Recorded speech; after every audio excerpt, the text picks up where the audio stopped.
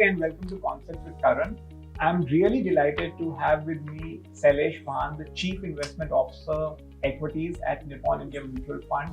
One of the things about Sailesh has been his long-standing career at Nippon, and in this entire period, he's kind of looked at the entire work at Nippon for almost 2 decades and over. So welcome to the show, Sailesh. And like I said, it's a pleasure to have you. And Thank today, I just thought we should spend some time in this entire history of 2 and 3 decades. There's just so much learning that would be there at your end. And the number one thing I want to start with is your experience in managing money over the last 2 decades and some of your key learnings, after which we can get into a lot more discussion. See, interestingly, time teaches you the most in investing, because unless you live those cycles and see those ups and downs of markets, the variations which happen because of so many things which are known, unknowns and things like that, I think that time frame only can solve the problem. So it's more going through the whole cycle, living through it. See, a lot of investing is about how emotionally you handle those large variations in stock prices over long periods of time and still stay the course, right? So I think those cycles, those changes have brought us a lot of learning, a lot of shifts in how we have been approaching markets. And we have tried to codify a lot of them to improve our processes also over time. So a combination of all of this has been our in terms of learning. One is, what is the right real risk to take? A lot of times when markets are frothy, like in some pockets they are today, you always find that there is always a chance of you valuing businesses more on their speculative long-term growth rather than their current capabilities and strengths. So I think a lot of times the business just becomes a very small component of the stock price, or a business value becomes a very small component of the stock price, and the speculative value becomes a much larger component. The idea is to always be able to distinguish, or at least assess, and take decisions which are appropriate. So in summary, if you ask me, being normal in abnormal markets is a big learning over a long period of time. It's a sign of good fund management team. Actually, Sailesh, you used two words in this explanation. One was the word emotional and the other was the word process. Yeah. And both are diametrically opposite. It's almost like the art and science of investing. So today we want to deconstruct performance, because over the almost a 3-decade period, Nippon has been an outstanding performer and an exceptional wealth creator. So can we start with deconstructing where does performance really come from? Finally, performance is an outcome of the processes and the pieces that you put together. We'd be lovely to hear from you on the deconstruction. See, over medium term, performance is a function of both these aspects, like the emotional aspects, which you may call the art of the whole process, and the investing from a point of view of the processes which we follow, which is more the science of the process. So a combination of this works. You cannot let go of one or the other. That is important. The most important piece is, say, when you look at investing, you take 5-year, 10-year horizons when you look at and pick up businesses, right? So it's more that learning the fundamental analysis, the frameworks which the analyst and the research team works, the diversity of information they want to work on and identify different risks in businesses and all that. That becomes the more the fundamental effort to get it right. Based on that, there is always this market outpricing or underpricing these opportunities. That is where the emotional aspect of handling and remaining normal comes into play, right? And people will always have an emotional attachment to the stocks they have invested in, or to the companies they have delivered well for them. Absolutely. And I think some of those biases do come into play.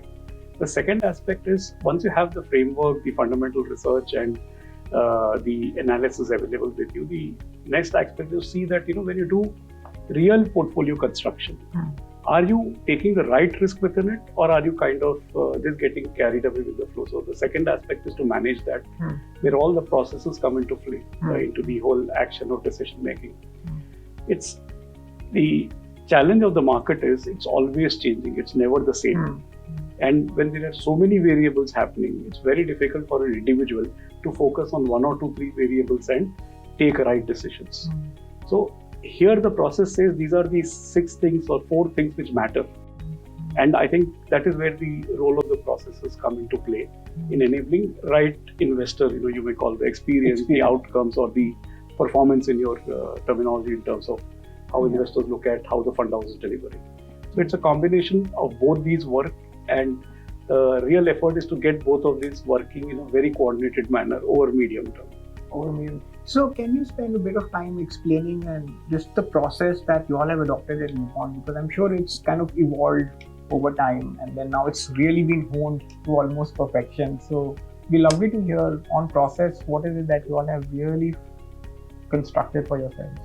The processes we use, the primary purpose is to see that are we taking the right risk at all points of time.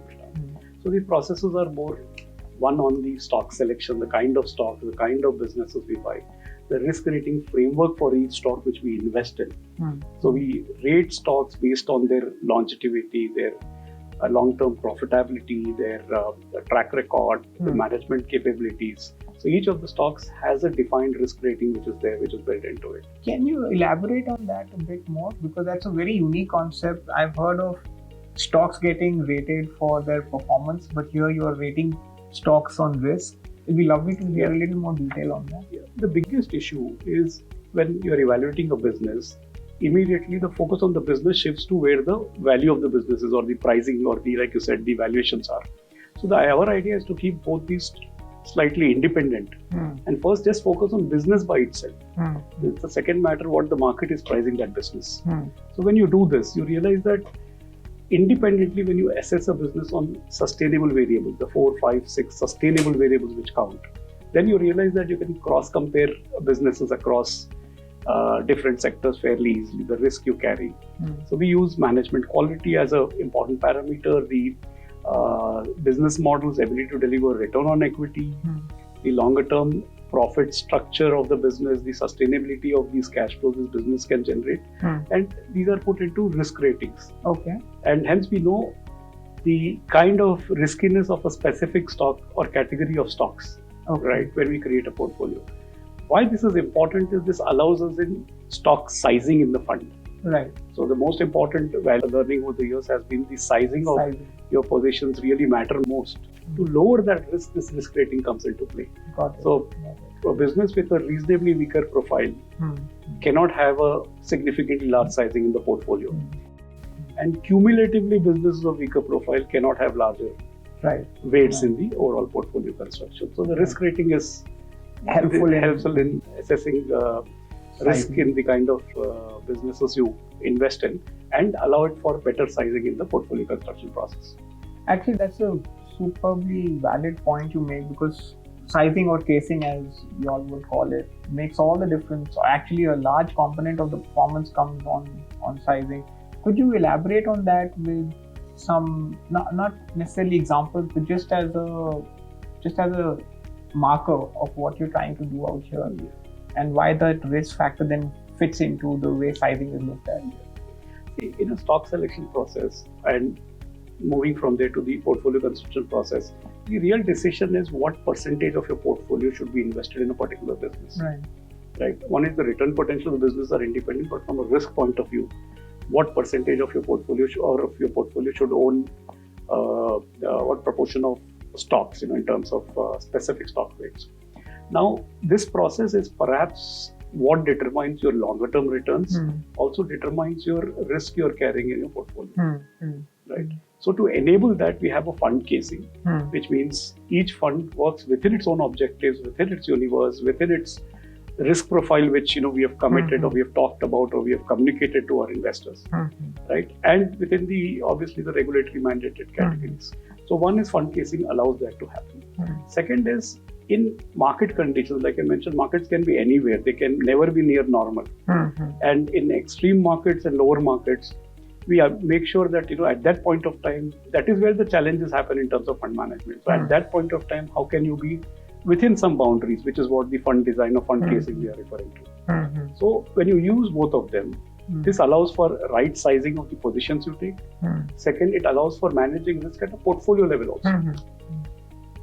And it eliminates a lot of noise.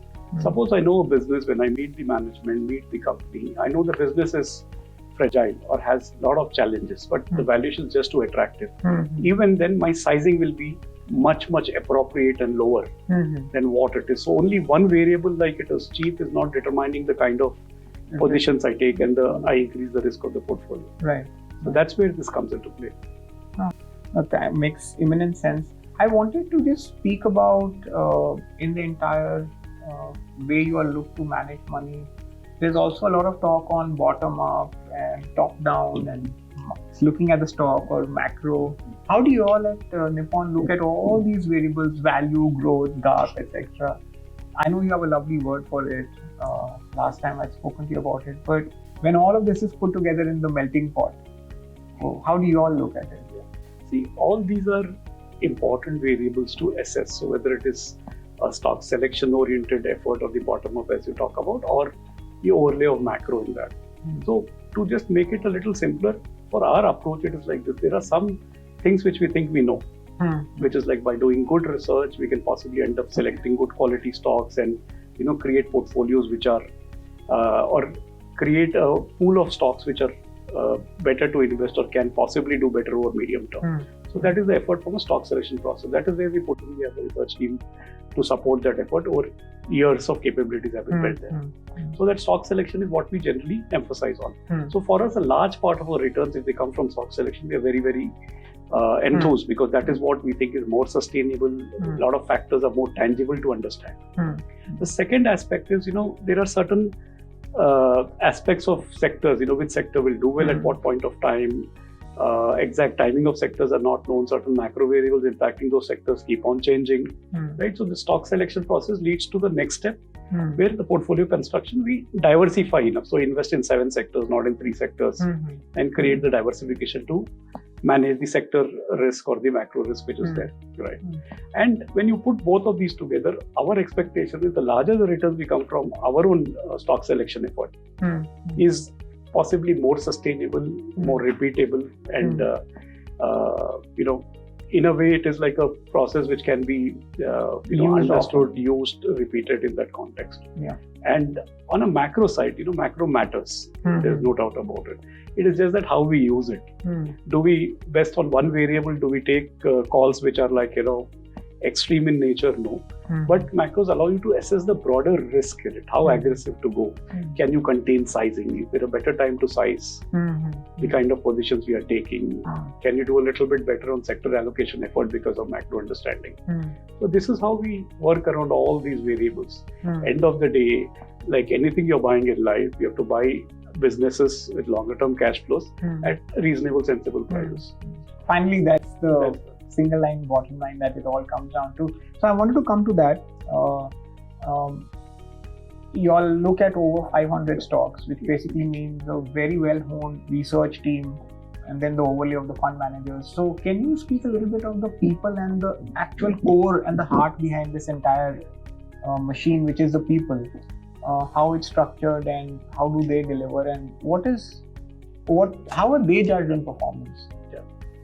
So I think people are a very important part of the whole journey, right? So it's about having the right talent with right capabilities. So from an analyst approach to investing, one is what type of experience they have in those specific sectors. So our analyst team would have experience of 10 years, 15 years covering single sectors.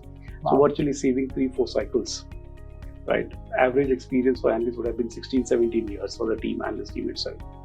And that allows them to understand deep variables, understand variables which are not visible today but can shape up in 2 or 3 years, and take some calls which are way away from just the valuation and the P multiple thing which is there. So that's one. Second is their performances are captured in a very simple and transparent methodology where we expect absolute performers to be identified by the analyst.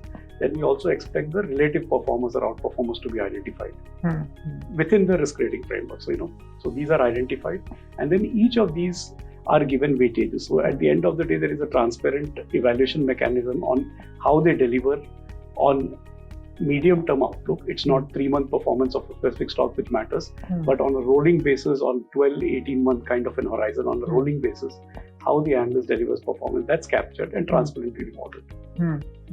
So they also know that there is the long-term incentive to to kind of take calls which enhance returns for the investors and thereby for themselves in terms of stock picking and research. Exactly. So the emphasis is getting the medium-term calls right on a rolling basis, which is what I think is really capturing the value rather than just the short-term 6 months, 9 months, right? Yeah, absolutely. Absolutely. In the conversation, Sailesh, you referred to risk quite a few times, and I'm quite intrigued because, when we're looking at funds, it's always about the performance bit. But obviously now so much work is also going into risk-adjusted performance. If you could throw some light on risk-adjusted performance, and that really kind of looks very, very good on the funds that you run within the Nippon house, etc. So if you could just throw some light on this whole focus on risk-adjusted performance, and how closely do you all monitor this as a measure? See, the most important aspect of the risk analysis which we do is we don't constrain the fund manager beyond a certain level. So the alpha generating ability still remains, and then there is a risk process that allows and supports that. Right. So from a risk point of view, the first biggest way to handle risk is, generally avoiding overpaying for growth. Yeah. So that itself as a philosophy supports across the board investments generally, which we do. Second is, we follow a style factor analysis. We see whether a specific fund is running on extreme sides. You mentioned whether growth will do well or value will do well. See, this is a perpetual debate. Right. And we don't know when the timing of specific growth versus value shifts. Right. And getting it right perfectly on the scale we do is not easy. So our idea is to even balance that. So in style factor, the portfolio is understood in a transparent manner. It is like a mirror to the portfolio saying, are you too much on the value side versus where the benchmark is? Are you too much on growth? If you are there, are you within the range? And second, if you are not within the range, please evaluate, review more closely. So these processes enable risk understanding of the portfolio manager of the portfolio itself. And it's very easy to analyze risk on a single stock, but the minute they interplay, 30-40 stocks interplaying and create a portfolio risk, that is captured very well in the risk analysis framework or the style factor analysis which we do. Which you all are Yes. I think the other point you mentioned is also supremely critical, that performance should be a factor of stock selection. And I think that's where the whole purpose is. That kind of is repeatable and then leads to better experiences for the investors. I just wanted one last peek into your experience. A lot of frameworks have been put, a lot of processes have been put. Does that mean sometimes the fund managers could get boxed in and not take some of the risks? Do you think it could play against managing money or in stock selection? Just wanted your idea on that. That is the single biggest thing we want to stay away from. So the whole effort is to make sure that you allow for the right risk to be taken. There is no money in equities without taking the right risk. There are no free lunches, as all of us know.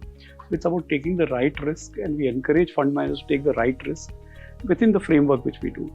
And I think that is what will allow for sustainable effort to get the best out of what the team is doing. So it's about allowing them to repeatedly take the right risk, not take unnecessary risk which you are not, as a fund house or as an investor, not compensated for. So the framework is to make that happen. Hence, in our belief, alpha creation is a function of always taking the right risk within a framework and focus on sustainable alpha rather than trading short-term alpha, which is therefore more alpha comes from stock selection effort, and hence it becomes more sustainable. So the process should not allow people to take excessive risk, but should not lead to the complacency of fund managers not taking the right risk. I think that's the conscious effort at all points of time. So, Sailesh, I just wanted to end this entire conversation with one aspect which I have noticed while reading the entire philosophy and process of Nippon. The term increase. That's an acronym that you all are using, and it really appealed to me because I read through it, and I thought it'd be great for the listeners to know more about increase and how you all framed it and what are the different formats of increase. So if you could throw some light on that. See, if you summarize our approach to what we do, effectively it starts with in-depth research. That is perhaps the most important foundation which is there. Like I said, stock selection matters more so. Hence, in-depth research is the starting point. Then doing a risk rating having a risk rating process on top of it, which allows us to take the right risk at most points of time. Then you have a fund casing at the fund manager level, which allows the fund manager to have a robust framework within which to operate, right? And then it is followed up by rigorous monthly reviews to see that are we in line, what risks are we taking, what are the conscious risks we are taking. So that review aspect becomes extremely important, which we have on a monthly basis, a comprehensive review which happens across funds, across portfolios. And end of the day, by doing this, we enable the right culture system, because that sets in. And that culture system allows us to keep on improving a bit from where we stand today. So it's like, this is a business where you have to be better than what you have been before. So it's about emotionally training yourself right, process-wise improving right. And that enables the culture system to allow this to keep doing it again and again. To be doing it again. No, I think that's wonderfully framed, and it kind of captures all the aspects of what you all are trying to do at Nippon. And with the fact that process and philosophy are the key pillars on which fund houses build their businesses. And it's just really nice to hear that in depth, and to know that while someone is buying a Nippon fund, it's not, the performance is an outcome of all of these parameters that are going through. So thanks so much for sharing all of that, Sailesh. It's been a pleasure listening to you, and I'm a very happy investor in your funds. Thank you so much. Thank you.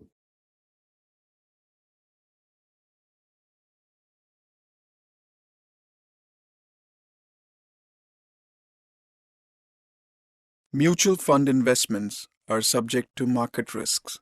Read all scheme-related documents carefully.